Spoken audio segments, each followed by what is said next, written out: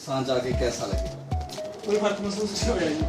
ਬਸ ਏਦਾਂ ਲੱਗਿਆ ਕਿ ਜਿਵੇਂ ਮੈਂ ਕਿਸੇ ਆਪਣੇ ਮਹਿਮਾਨਾਂ ਦੇ ਘਰ ਆਇਆ, ਜਾਂ ਇਹ ਮੇਰੇ ਮਹਿਮਾਨ ਨੇ ਜਾਂ ਫਿਰ ਮੈਂ ਇਹਨਾਂ ਦਾ ਮਹਿਮਾਨ ਹਾਂ, ਮੈਨੂੰ ਤਾਂ ਇਹ ਨਹੀਂ ਸਮਝ ਆ ਰਹੀ। माशाल्लाह। ਬਟ ਬਹੁਤ ਪਿਆਰ, ਜੋ ਮੁਹੱਬਤ ਦੀ ਆਪਾਂ ਕਲਪਨਾ ਕਰ ਸਕਦੇ ਨੇ, ਇਹ ਮੁਹੱਬਤ ਕਲਪਨਾ ਤੋਂ ਵੀ ਪਰੇ ਹੈ। ਤੇ ਜੋ ਵੀ ਅਲੱਗ-ਅਲੱਗ ਜ਼ਰੀਏ ਹੈਗੇ ਨੇ ਜਿਨ੍ਹਾਂ ਤੋਂ ਕੋਈ ਇੱਧਰ ਰਹਿ ਕੇ ਇੰਡੀਆ ਦੀ ਤਸਵੀਰ ਦੇਖਦਾ ਹੈ ਜਾਂ ਫਿਰ ਪਾਕਿਸਤਾਨ ਦੀ ਤਸਵੀਰ ਦੇਖਦਾ ਬਜ਼ਰੀਏ ਮੀਡੀਆ, ਬੜਾ ਤੇ ਮੈਂ ਉਹਨਾਂ ਨੂੰ ਚਾਹੁੰਦਾ ਕਿ ਇਸ ਚੀਜ਼ ਨੂੰ ਜ਼ਰੂਰ ਦੇਖਣ। ਜਿਹੜੇ ਲੋਕ ਪੂਰੀ ਦੁਨੀਆ, ਸਾਡੇ ਦੋ ਮੁਲਕ ਜਿਹੜੇ ਹੈਗੇ ਨੇ ਇਸ ਖਿੱਤੇ ਦੇ ਦੋ ਮੁਲਕ, ਪੂਰੀ ਦੁਨੀਆ ਦੇ ਰਿਸ਼ਤਿਆਂ ਤੇ ਨਜ਼ਰ ਰੱਖਦੀ ਹੈ, ਤੇ ਮੈਂ ਇਹ ਰਿਕਵੈਸਟ ਕਰਦਾ ਹਾਂ ਸਾਰੇ ਨਜ਼ਰ ਰੱਖਣ ਵਾਲਿਆਂ ਨੂੰ ਵੀ ਇਹਨਾਂ ਚੀਜ਼ਾਂ ਤੇ ਵੀ ਨਜ਼ਰ ਰੱਖੋ। ਇਹ ਮੁਹੱਬਤ ਜਿਹੜੀ ਹੈ ਇਸ ਤੇ ਵੀ ਨਜ਼ਰ ਰੱਖੋ, ਕਿਉਂਕਿ ਇਹਨੂੰ ਵੀ ਹਾਈਲਾਈਟ ਕਿਤੇ ਅੱਗੇ ਹੈ, ਕਿਉਂਕਿ ਇਹੋ ਜਿਹੇ ਰੀਜ਼ਨ, ਇਹੋ ਜਿਹੇ ਪ੍ਰੋਗਰਾਮ ਇੱਥੇ ਜ਼ਿਆਦਾ ਹੁੰਦੇ ਨੇ ਉਹਨਾਂ ਦੇ ਮੁਕਾਬਲੇ। ਉਹ ਤਾਂ ਕਿਤੇ ਖੁਦਾ ਨਾ ਖਾਸਤਾ ਕਦੀ ਨਾ ਕਦੀ ਕੋਈ ਏਦਾਂ ਦਾ ਨਾਖੁਸ਼ਗਵਾਰ ਵਾਕਿਆ ਹੋ ਜਾਂਦਾ ਹੈ, ਠੀਕ ਹੈ। ਤੁਸੀਂ ਉਹਨੂੰ ਜਿੰਨਾ ਹਾਈਲਾਈਟ ਕਰਦੇ ਹੋ ਨਾ, ਇਹਨੂੰ ਉਸ ਤੋਂ ਅੱਧਾ ਹੀ ਸੀਰੀਅਸਲੀ ਲੈ ਸਰ ਜੀ, ਉਹ ਤਾਂ ਤੁਸੀਂ ਜੇ ਅਗਰ ਤੁਸੀਂ ਨੈਗੇਟਿਵਿਟੀ ਦੇਖਣੀ ਹੈ ਤਾਂ ਫਿਰ ਉਹਨੂੰ ਤੁਸੀਂ ਜਿੰਨਾ ਮਰਜ਼ੀ ਅੱਗੇ ਵਧਾ ਲਓ।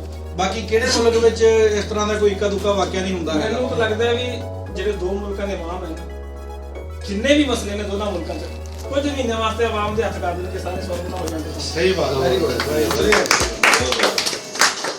ਬਿਲਕੁਲ ਜੀ, ਵਾਘਾ ਬਾਰਡਰ ਤੇ ਸ਼ਾਮ ਨੂੰ ਲੋਕ ਜਾਂਦੇ ਆ ਪਰੇਡ ਦੇਖਣ, ਉੱਥੇ ਬਜਾਏ ਇੱਕ ਦੂਜੇ ਨੂੰ ਦੇਖ ਕੇ ਲਲਕਾਰੇ ਮਾਰਨੇ, 2-4 ਦਿਨ ਇਸ ਤਰ੍ਹਾਂ ਕਰਕੇ ਦੇਖੋ ਕਿ ਫੁੱਲ ਸੁੱਟ ਕੇ ਦੇਖੋ ਇੱਕ ਦੂਜੇ ਨੂੰ, ਫਿਰ ਤੁਹਾਨੂੰ ਫੁੱਲਾਂ ਦੀ ਖੁਸ਼ਬੂ ਆਣੀ ਸ਼ੁਰੂ ਹੋ ਜਾਏਗੀ, ਫਿਰ ਰਿਜ਼ਲਟ ਮਿਲਣੇ ਸ਼ੁਰੂ ਹੋ ਜਾਣਗੇ ਕਿ ਫੁੱਲਾਂ ਦਾ ਕੀ ਕਮਾਲ ਆ ਤੇ ਲਲਕਾਰੇ ਮਾਰਦੇ ਸੰਘੇ ਪੜਨ ਦੇ ਜਿਹੜਾ ਉਹਦਾ ਕੀ ਇੱਕ ਰਿਜ਼ਲਟ ਨਿਕਲ ਸਕਦਾ।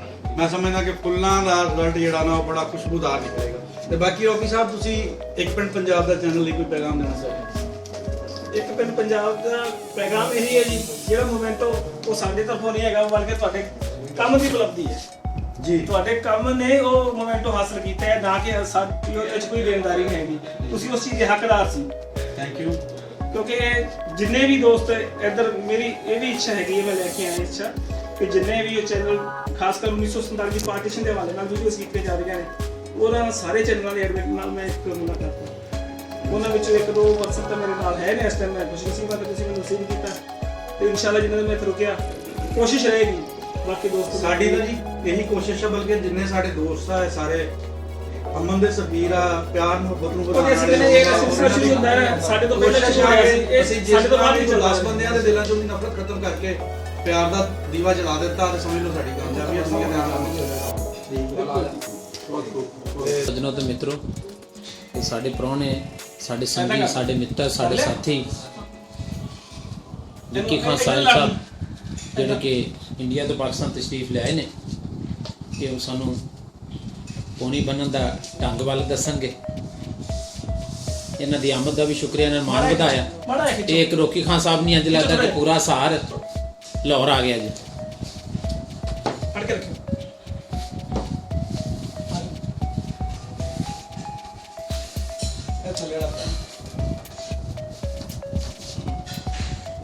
ਜਨਾਬ ਅੱਜ ਤੁਸੀਂ ਇਹਨਾਂ ਦਾ ਮੂੰਹ ਚ ਪਾ ਨਾਸਰ ਡਾਕਟਰ ਸਾਹਿਬ, ਨਾਸਰ ਕਸਾਨਾ ਸਾਹਿਬ ਨੂੰ ਪੱਗ ਦੀ ਰਸਮ ਪੂਰੀ ਕਰਨਾ ਜੀ। ਵੈਸੇ ਤੇ ਸਾਰੇ ਪੂਰੇ ਪਾਕਿਸਤਾਨ ਤੇ ਪੱਗ ਨਹੀਂ ਬੰਨੀ ਜਾਂਦੀ, ਪਰ ਇਹ ਪੱਗ ਪੂਰੇ ਪਾਕਿਸਤਾਨ ਤੇ ਬੰਨਣ ਡਏ ਨੇ ਜੀ, ਪੂਰੇ ਪਾਕਿਸਤਾਨ ਦੀ ਪੱਗ ਉੱਚੀ ਕਰਨ ਡਏ ਨੇ। ਕੀ ਬਾਤ। ਹਾਂ ਜੀ, ਅਸੀਂ ਜਨਾਬ ਦਾ ਸ਼ੁਕਰੀਆ ਅਦਾ ਕਰਨੇ।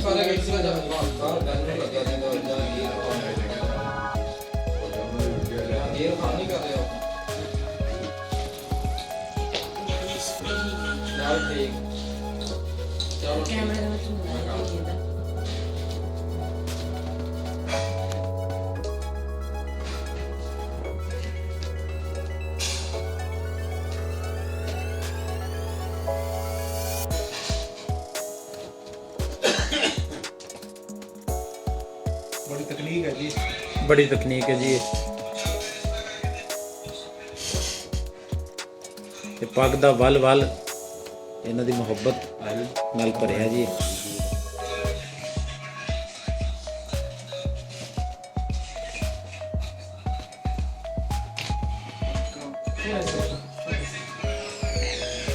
ਸਾਡੇ ਰੋਕੀ ਖਾਨ ਸਾਹਿਬ ਜੀ ਨਾਸਰ ਕਿਸਾਨਾ ਸਾਹਿਬ ਹੈ ਜੀ। ਸਿਰ ਤੇ ਪੱਗ ਬੰਨ੍ਹਣ ਦੀ ਰਸਮ ਅਦਾ ਕਰ ਰਿਹਾ ਜੀ।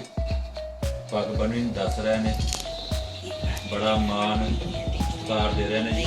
ਬਹੁਤ ਬਹੁਤ ਸ਼ੁਕਰੀਆ ਸਾਡੇ ਚੜ੍ਹਦੇ ਪੰਜਾਬ ਵਾਲਿਆਂ ਦਾ, ਜਿਨ੍ਹਾਂ ਨੇ ਸਾਡੇ ਨਾਸਰ ਵੀਰ ਨੂੰ ਵੱਡਾ ਮਾਣ ਸਨਮਾਨ ਦਿੱਤਾ ਜੀ। ਬਹੁਤ ਬਹੁਤ ਧੰਨਵਾਦ ਜੀ ਉਹਨਾਂ ਦਾ, ਬਹੁਤ ਬਹੁਤ ਸ਼ੁਕਰੀਆ ਜੀ। ਇੱਧਰ ਸਾਡੇ ਜੀ ਗੁਲਾਮ ਸ਼ਬੀਰ ਰੰਜਨ ਸਾਹਿਬ ਵੀ ਬੈਠੇ ਨੇ ਜੀ।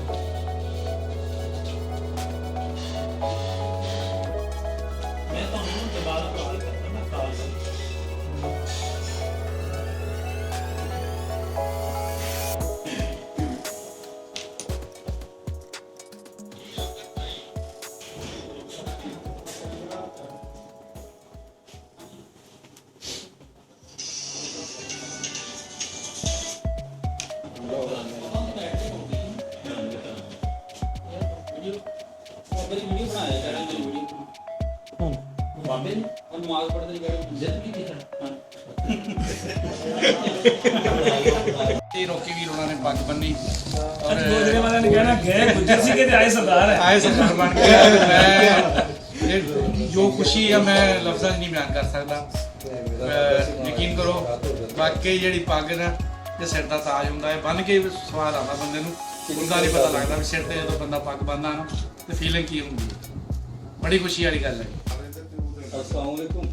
ਪੰਜਾਬ ਵੱਲੋਂ ਜੀ, ਸਾਰੀ ਟੀਮ ਵੱਲੋਂ ਸ਼ੁਕਰੀਆ ਜੀ ਮੇਰੇ ਚੜ੍ਹਦੇ ਪੰਜਾਬ ਦੇ ਵੀਰਾਂ ਦਾ, ਦੋਸਤਾਂ ਦਾ, ਮਿੱਤਰਾਂ ਦਾ ਜੀ। ਸਭੂ ਦੇ ਜ਼ਿਕਰ ਕਰਨ ਲੱਗ ਜੀ, ਇਹਨਾਂ ਖੁਸ਼ੀ ਮੁਹੱਬਤ ਕਰੈਸ਼ੀ ਇਸ ਪੂਰੀ ਡੱਬ ਵਾਲੀ ਜੀ ਪੂਰੀ ਡੱਬ ਵਾਲੀ ਟੀਮ ਦਾ ਜੀ ਬਹੁਤ ਬਹੁਤ ਸ਼ੁਕਰੀਆ, ਧੰਨਵਾਦ ਜੀ ਉਹਨਾਂ ਸਾਰਿਆਂ ਦਾ ਜੀ, ਜਿਹਨਾਂ ਇਹਨਾਂ ਨਾਚੀਜ਼ਾਂ ਨੂੰ ਯਾਦ ਰੱਖਿਆ ਜੀ। ਲੋਕੀ ਵੀਰ ਦੇ ਹੱਥਾਂ ਦਾ ਪਿਆਰ ਵੀ, ਦੋਸਤੀ ਦਾ ਪੈਗਾਮ ਵੀ ਤੇ ਨਾਲ ਤੋਹਫੇ ਤਰਾਇਆ ਵੀ ਸਾਨੂੰ ਭੇਜੇ। ਹਾਂਜੀ ਅਗਲਾ ਤੇ ਉਮੀਦ ਕਰਨਾ ਸਾਰੇ ਦੋਸਤ ਕਰੀਬ ਨਾਲ ਹੋਣਗੇ। ਤੇ ਦੋਸਤੋ ਮਕਸਦ ਇਹ ਹੈ ਕਿ ਕਿਸਾਨਾ ਸਾਹਿਬ ਨਾਲ ਪਹਿਲੇ ਗੱਲ ਹੁੰਦੀ ਪਈ ਸੀ। ਮਕਸਦ ਸਾਡਾ ਪਿਆਰ ਔਰ ਮੁਹੱਬਤ ਹੈ ਬਿਲਕੁਲ, ਔਰ ਉਸ ਦਾ ਇਜ਼ਹਾਰ ਅੱਜ ਵੇਖਣ ਦੇ ਕਾਬਲ ਸੀ।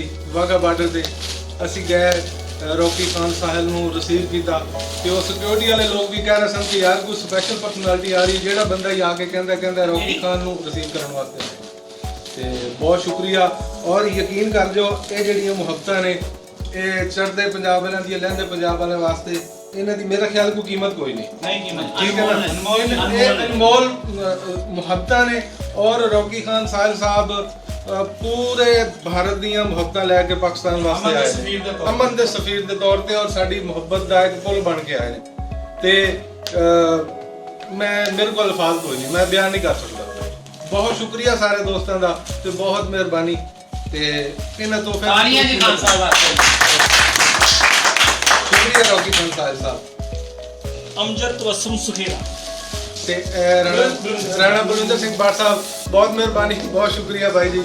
ਤੇ ਤੁਹਾਡਾ ਤੋਹਫਾ ਤੇ ਰੱਖਾਂ ਤੇ ਸਾਡੇ ਵਾਸਤੇ ਬੇਸ਼ੁਮਾਰ ਖਜ਼ਾਨਾ ਹੈ ਜੀ। अस्सलाम वालेकुम व रहमतुल्लाहि व बरकातहू। सत श्री अकाल आदाब।